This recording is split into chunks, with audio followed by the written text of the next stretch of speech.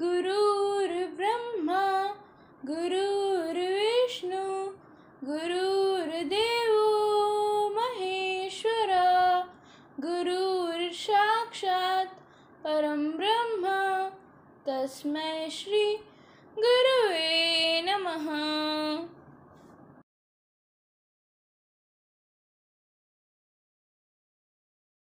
पूर्णिमा के पावन अवसर पर समस्त गुरुजनों को सादर प्रणाम करते हुए मैं अदिति सचदेव शिष्य के जीवन में गुरु की महत्ता विषय पर अपने विचार प्रस्तुत कर रही हूँ। आषाढ़ मास की पूर्णिमा को गुरु पूर्णिमा कहते हैं। इस दिन गुरु पूजा का विधान है। गुरु पूर्णिमा वर्षा ऋतु के आरंभ में आती है। इस दिन से 4 महीने तक परिव्राजक साधु संत एक ही स्थान पर रहकर ज्ञान की गंगा बहाते हैं।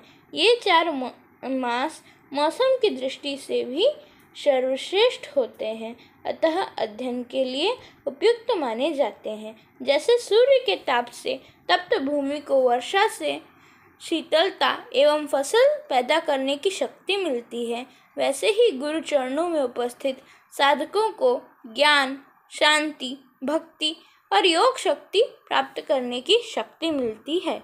यह दिन महाभारत रचयिता कृष्ण द्वैपायन व्यास का जन्मोत्सव भी है। वे संस्कृत के प्रकांड विद्वान थे तथा उन्होंने 4 वेदों की रचना भी की थी। फलतः उन्हें समस्त संसार वेद व्यास के नाम से भी जानता है। उन्हें आदि गुरु कहा जाता है और उनके सम्मान में गुरु पूर्णिमा को व्यास पूर्णिमा नाम से भी जाना जाता है। उन्होंने महाभारत सहित 18 पुराणों एवं अन्य ग्रंथों की भी रचना की, जिसमें श्रीमद् भागवत महापुराण जैसा अतुलनीय ग्रंथ भी है। इस पवित्र पर्व पर शिष्य अपने गुरुओं की पूजा आराधना कर उपहार स्वरूप कुछ न कुछ दान दक्षिणा देते हैं।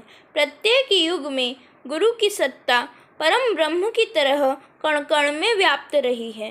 गुरु विहीन संसार अज्ञानता की कालरात्रि मात्र ही है। संत तुलसीदास ने कहा है कि गुरु बिन भवनिधि तरई न कोई, जो बिरंची शंकर सम होई। अर्थात गुरु की कृपा प्राप्ति के बगैर जीव संसार सागर से मुक्त नहीं हो सकता, चाहे वह ब्रह्मा और शंकर के समान ही क्यों न हो। हिंदू धर्म में गुरु और ईश्वर दोनों को एक समान माना जाता है।